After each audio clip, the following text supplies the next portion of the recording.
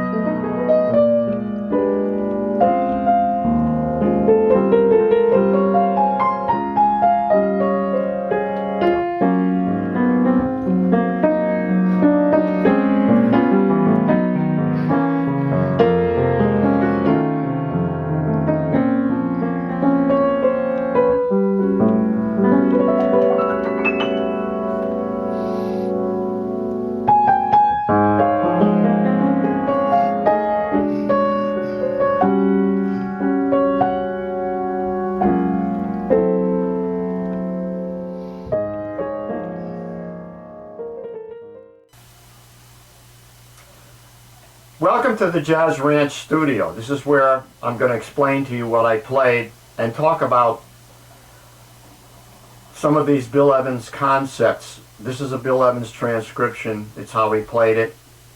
I interpreted it. I don't play transcriptions exactly as written. I interpret them according to my own way of playing, but I try to learn from them and apply some of the ideas to other songs that I'm playing.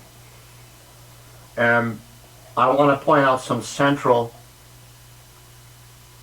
aspects of his playing, or concepts, things that he uses, devices that he uses, that you can incorporate. Now, this is in the key of, he plays this tune in the key of D flat. It's not an easy key, it's 5 flats, but we have to, that's where the transcription is written, in that key, so I'm going to be playing it in that key.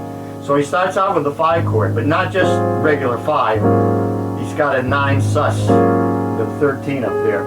And then instead of just like going to maybe the flat 9 and then to the melody, he's going to go up a half step, the tritone, substitute, and back down again. Now he does this a lot.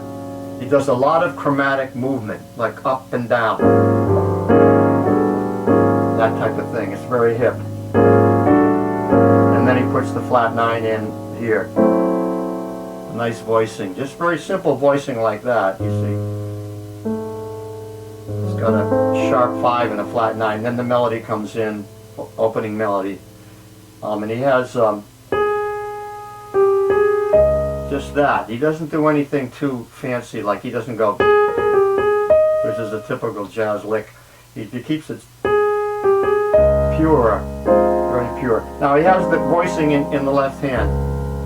A flat major 9, like that, first inversion. And then to the 4 chord. Dominant. 3 chord, half diminished. Now we got a minor 7 flat 5. And then it's related 5 would just be B flat, the 6 chord dominant, like the flat 9. That's his sound for voicings and spread voicing. And then now here's the first thing that's unusual. You're expecting from the B flat dominant 7th to move to E flat minor, which is the original chord in the tune, with the 9th on the top. Nah. So you say, well, maybe he put the 5 in and didn't play the 2. So if he played the 5, he would have gone like that. Nah. But what he does is he goes to the tritone substitute of the 2 chord, which is a half step above the 5. So it goes. So there is the first, what I would say, unusual thing that he does that is trademark for Bill Evans, is to use a dominant 7th, a half step above the one that you expect. So it's the tritone substitute, and what it does is it creates more tension. It really wants to resolve to that 5, which it's going to do. But now you've got a sharp 9, you've got that sound, that Bill Evans tension sound that resolves now. You know, from there it's going to go eventually, you know, get resolved. So resolves there to the A flat. You see, so instead of this, which is typical, you're getting that's real Bill Evans. And then you get a little arpeggio in the left hand, this type of thing. See, so he has these arpeggios that go down and they come back up, or they go up and come, and you know, they go up and go down. They go in all different directions, and some of them have scales, and some of them are just, you know, broken chords, broken tenths, just like a broken tenth type of thing. And then he has another tritone substitute happening here. So you don't have to have that chord. You could just go right to the F minor from the A flat sus, like.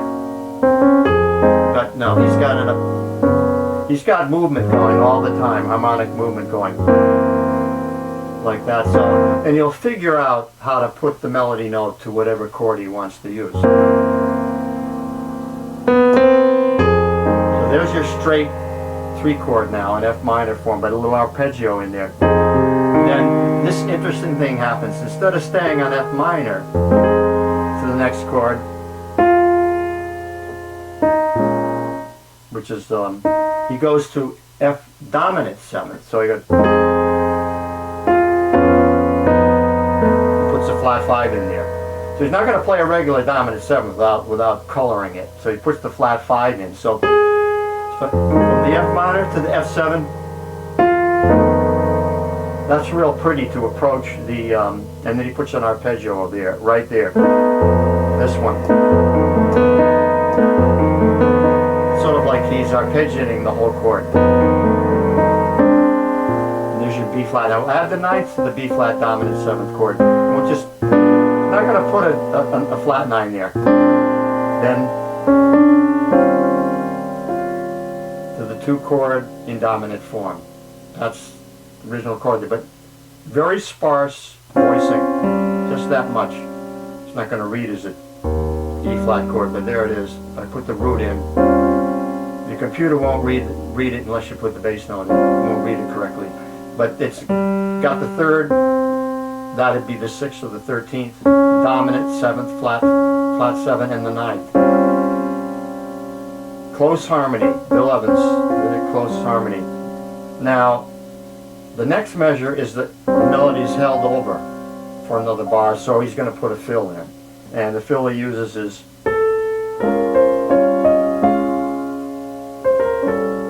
really pretty. Major 7 there, you know, against the B flat minor. You know. and with this harmony in the left hand. 7th, 6th, 7th, 6th. You know, whoa, that nice rub there. Very pretty rub. And then this, I love what he does here. See, now that's another signature sound of Bill Evans, is to have that inner harmony, create some nice moving lines that give it tension. That's the melody. You know, melody. So now this is interesting. 6/9 chord, but now harmonizing every note of that melody instead of just.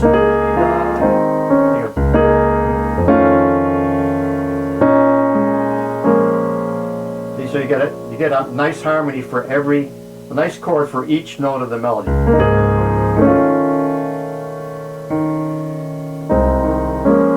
And then you get this to the E flat minor.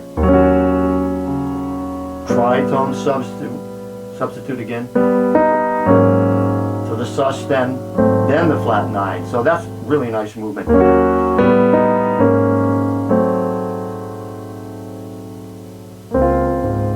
See, so he wants a different chord for every note of the melody when possible. Now he comes up with a surprise. Here's the surprise. This. Now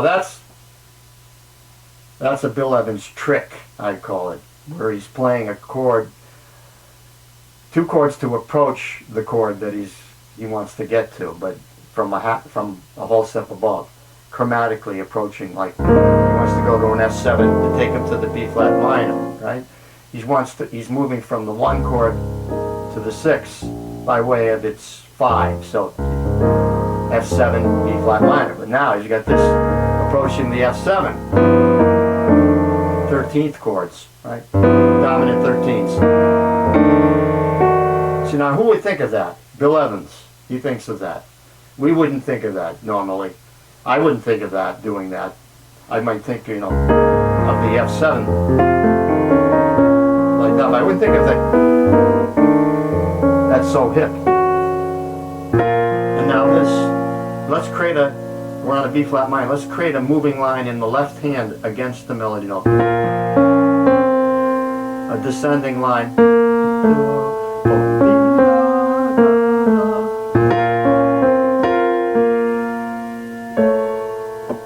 Beautifully taking us to the because he's going the B flat minor, E flat 7, so pretty. The 5 chord in 9 sus, beautiful sounding chord, and then he has this chromatic thing happening again. The way he started out at the beginning, so he's tying it back into his concept at the beginning of the tune, this introduction. And then he goes this, which is so beautiful. The tritone substitute there, taking us to the 5/13, dominant 13 again. Now we're at the top again on the repeat, but instead of repeating what he did at the beginning of the song, now he does something different. He plays the chord in the right hand and puts an arpeggio, a scalar type arpeggio in the left hand, starting on the 5. So he's starting on D flat chord, but he's starting on an A flat. So he's getting this. Now that's skipping up and then doing a scale, right up the D flat scale, or the F minor scale, however you want to look at it.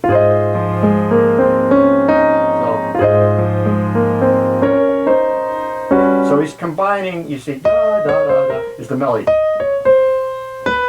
So he's combining that with an descending line in the melody with an ascending line in the arpeggio. Very smart, very ingenious. Well,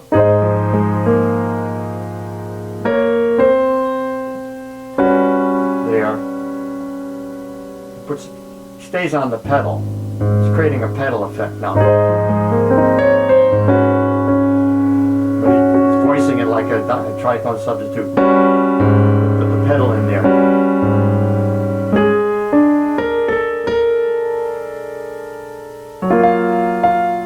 I puts the flat 9 in there. So there's a Bill Evans voicing. I'm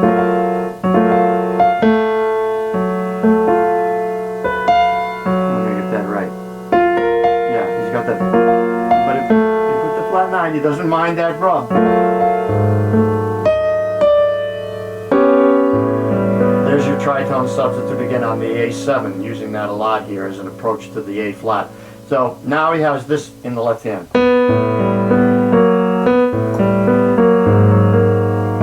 Alright, so there's an arpeggio that goes down from a B down an octave, and then up, skipping up to the A flat. So like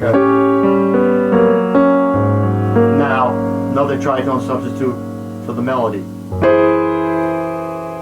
G flat 7 chord there, altered. 3 chord. Now another interesting arpeggio, this. So right up the scale. Very interesting on the F minor scale. Root 5th, 6th, octave, 3rd, 4th, 5th, 6th, yeah. Same thing. Descending line against ascending line in the harmony, and he doesn't mind a rub like that. Another tritone substitute. That would be a B flat chord normally, but we're going to use the tritone substitute, moving to the B flat, and an arpeggio. And these are big chords.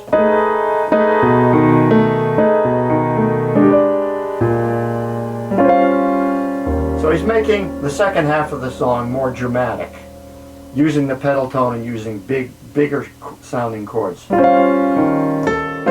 of course dynamics, here's his fill again, a new fill. So same place, he's putting a fill, but he's put a different design of the fill, different type of fill. Now down an octave, comes down an octave, and then another fill. That ascending line, inner harmony line. Very trademark Bill Evans. Again, harmonizing every note of the melody like this. So, but using arpeggios like this, that's pretty tricky.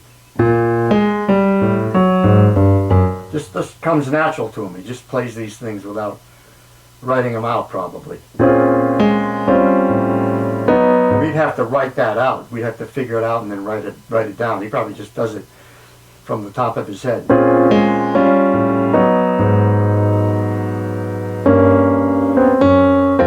Taking us to the 3 chord there. Dominant again.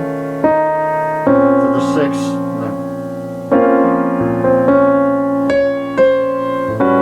Tritone substitute, so that's very interesting. He's moving down and a half steps, and then he puts an arpeggio because that's a dramatic place there, a point of climax in the song.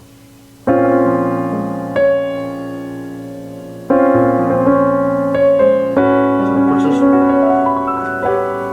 he puts an arpeggio there, then 1 chord, but with the 5 in the bass, so it's really the 5, but it's the 1 chord, D flat chord against this arpeggio.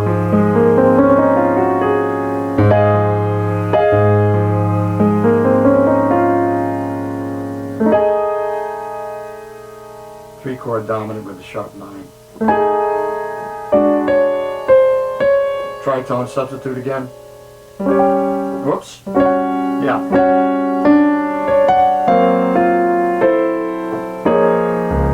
Yeah, so I know this is difficult to follow when you're just listening to this, to get a grasp of all of this, but without looking at the music. You can get the music from me if you write to me, but just reviewing a little bit some of the central points, beginning with the sus9 chords, up a half step and back, using that chromatic movement which incorporates the tritone substitute. His use of tritone substitutes fluently in this arrangement. Whenever possible, he's going to use them, and even when unexpected, like with that A chord there, preceding the A flat, you know, on the melody note, so that the melody note becomes an augmented fifth. I mean, that's signature sound and unusual. And harmonizing, you know, attempting to harmonize every note of the melody when practical to do that. And then, of course, his unique use of arpeggios, the way he creates either ascending or descending, and in scales or skips, and combinations of those. I think those are probably the central points. And so that's it. I'm glad you listened, and I hope you got something out of it. Probably get the transcription, you'll get more out of this, and follow along with me again. So we'll have a sign off, and thanks for listening. Bye-bye. Signing off from the Jazz Ranch. Thanks so much for tuning in and watching this video. Please write to me. I love to hear from you. You know, please leave a comment or write to my email.